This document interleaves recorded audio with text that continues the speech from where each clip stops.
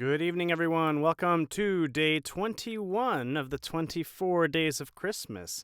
This has been a fun little exercise, and we're getting into the end of the life and adventures of Santa Claus. We are moving into the third section of the book, titled Old Age, and my name is Rob Sogomonian. I'm a voice actor.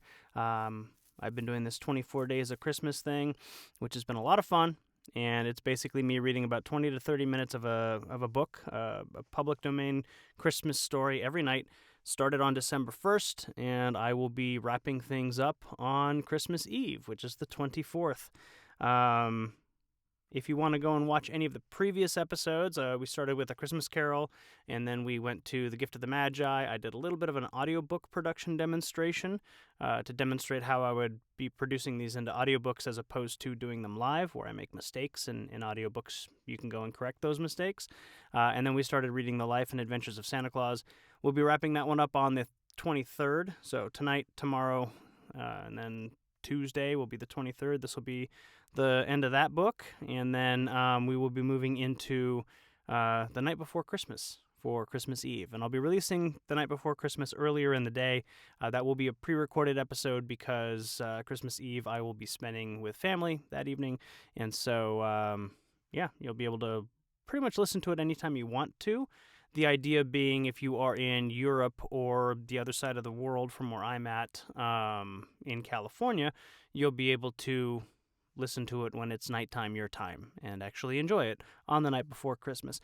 In any case, if you wanted to go back and watch any of the previous episodes or you just want a convenient playlist at any point to go back and listen to any of these, I've got a QR code right there. That'll take you to my YouTube channel, which is what I consider the source of truth for basically anything, all of these things. YouTube has the best quality, audio quality, video quality, all of that, so you can go there and listen. And then that's pretty much it. I've been putting up these QR codes. They're on the title screen and the ending screen. If you want to buy me a coffee or whatever, you can scan them and throw a few bucks my way if you want. Not required. Always appreciated, though. So if you're interested, if you're enjoying these and you want to show your support, that's a great way to do it. But without further ado, I think we will get into Chapter 1 of Part 3 of The Life and Adventures of Santa Claus, written by the same author who did The Wizard of Oz. So this has been kind of a whimsical, fun little tale, and hopefully you guys enjoy as we wrap up.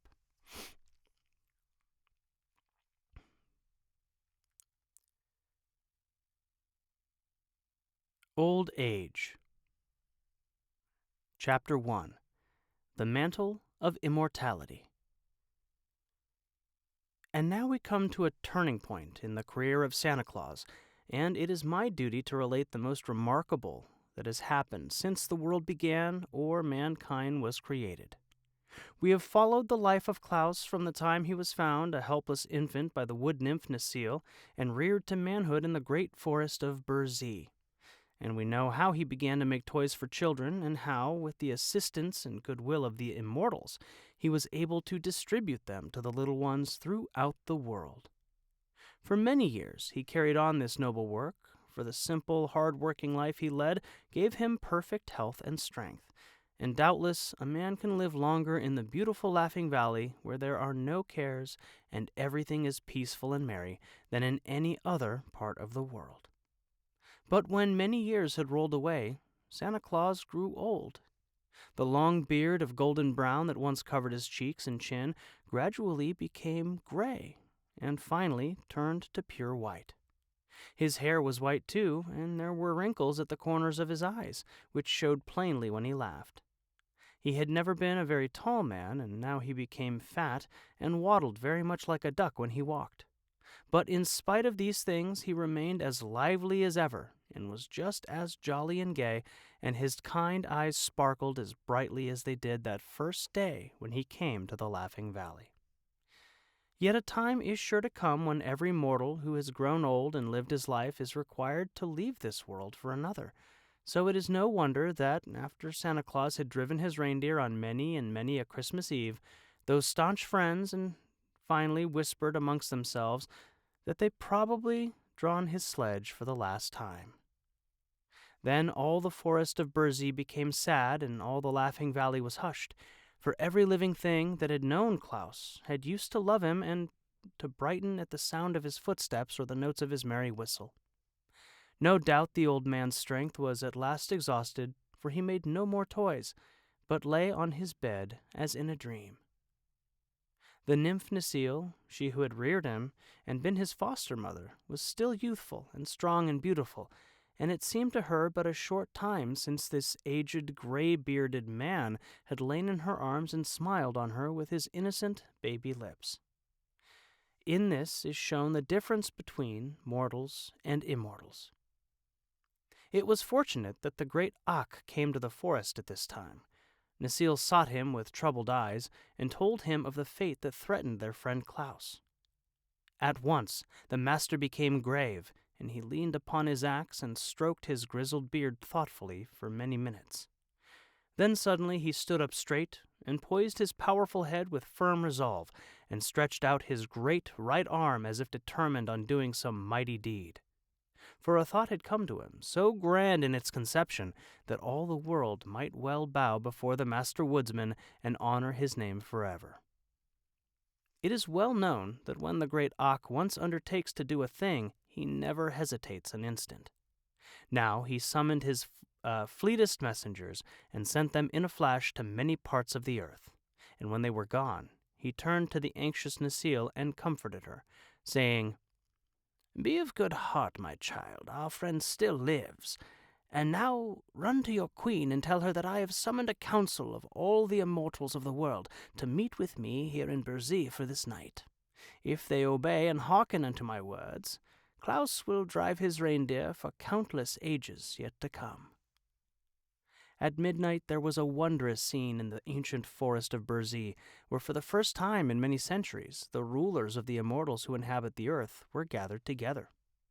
There was the queen of the water sprites, whose beautiful form was as clear as crystal, but continually dripped water on the banks of moss where she sat. And beside her was the king of the sleep fays, who carried a wand from the end of which a fine dust fell all around, so that no mortal could keep awake long enough to see him, as mortal eyes were sure to close in sleep as soon as the dust filled them. And next to him sat the Gnome King, whose people inhabit all that region under the earth's surface, where they guard the precious metals and the jewel stones that lie buried in rock and ore. At his right hand stood the king of the Sound Imps, who had wings on his feet, for his people are swift to carry all sounds that are made.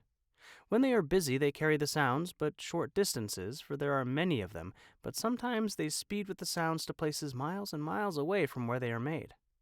The king of the Sound Imps had an anxious and careworn face, for most people have no consideration for his imps and, especially the boys and girls, make a great many unnecessary sounds which the imps are obliged to carry when they might be better employed. The next in the circle of immortals was the king of the wind demons, slender of frame, restless, and uneasy at being confined to one place for even an hour.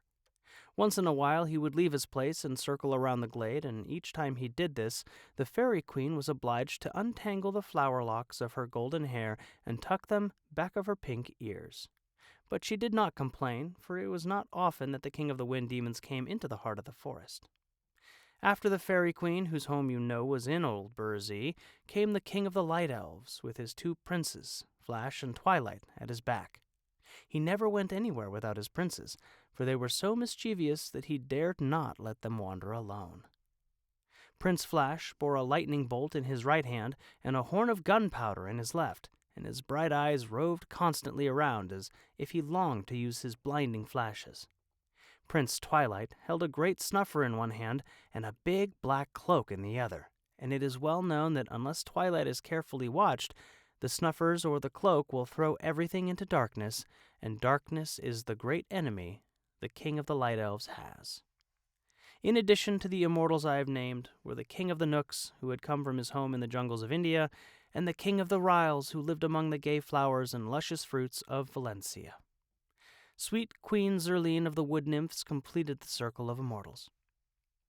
But in the center of the circle sat three others who possessed powers so great that all kings and queens showed them reverence. These were Ak, the master woodsman of the world, who rules the forests and the orchards and the groves, and Kern, the master husbandman of the world, who rules the grain fields and the meadows and the gardens, and Bo, the master mariner of the world, who rules the seas and all the craft that float thereon.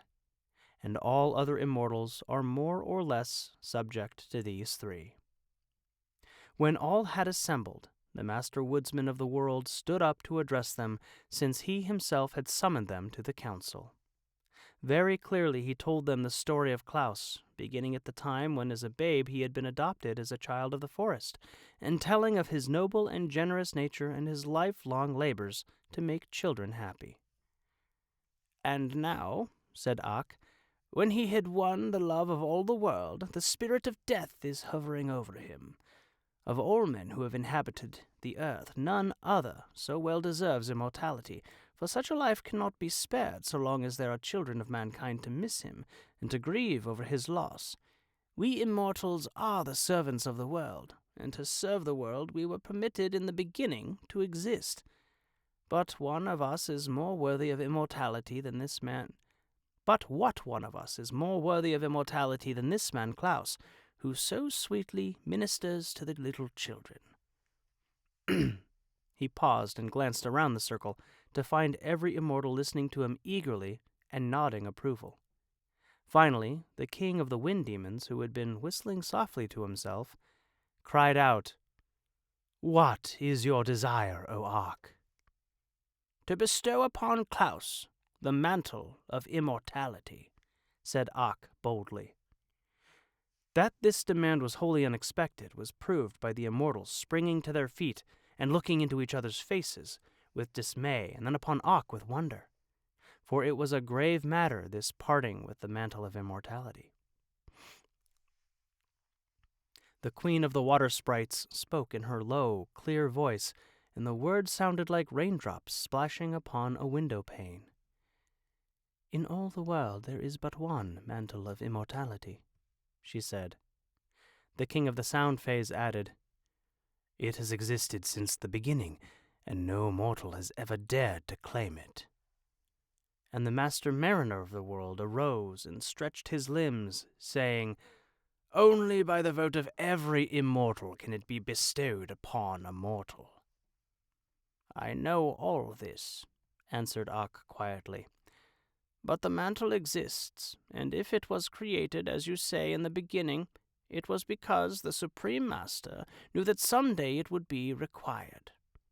Until now, no mortal has deserved it. But who among you dares deny that the good Claus deserves it? Will you not all vote to bestow it upon him?" They were silent, still looking upon one another questioningly. "Of what use is the mantle of immortality unless it is worn?" demanded Ak. "What will it profit any one of us to allow it to remain in its lonely shrine for all time to come?" "Enough!" cried the Gnome King abruptly. "We will vote on the matter, yes or no. For my part, I say yes." "And I," said the Fairy Queen promptly, and Ak rewarded her with a smile.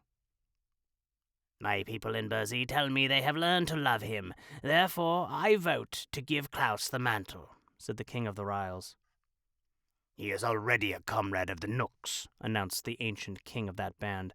"Let him have immortality." "Let him have it! Let him have it!" sighed the king of the wind demons. "Why not?" asked the king of the sleep phase. "He never disturbs the slumbers my people allow humanity. Let the good Claus be immortal." "I do not object," said the king of the sound imps. "Nor I," murmured the queen of the water sprites.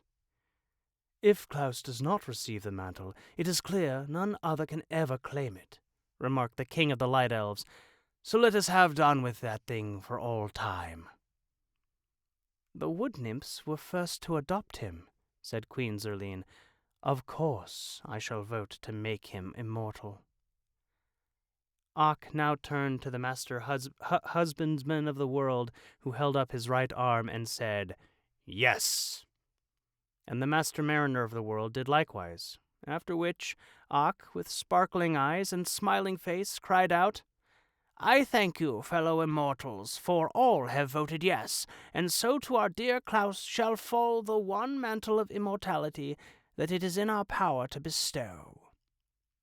"Let us fetch it at once," said the Fey King. "I am in a hurry." They bowed assent, and instantly the forest glade was deserted. But in a place midway between the earth and the sky was suspended a gleaming crypt of gold and platinum, aglow with soft lights shed from the facets of countless gems. Within a high dome hung the precious mantle of immortality, and each immortal placed a hand on the hem of the splendid robe and said, as with one voice, "We bestow this mantle upon Claus, who is called the patron saint of children." At this, the mantle came away from its lofty crypt, and they carried it to the house in the Laughing Valley.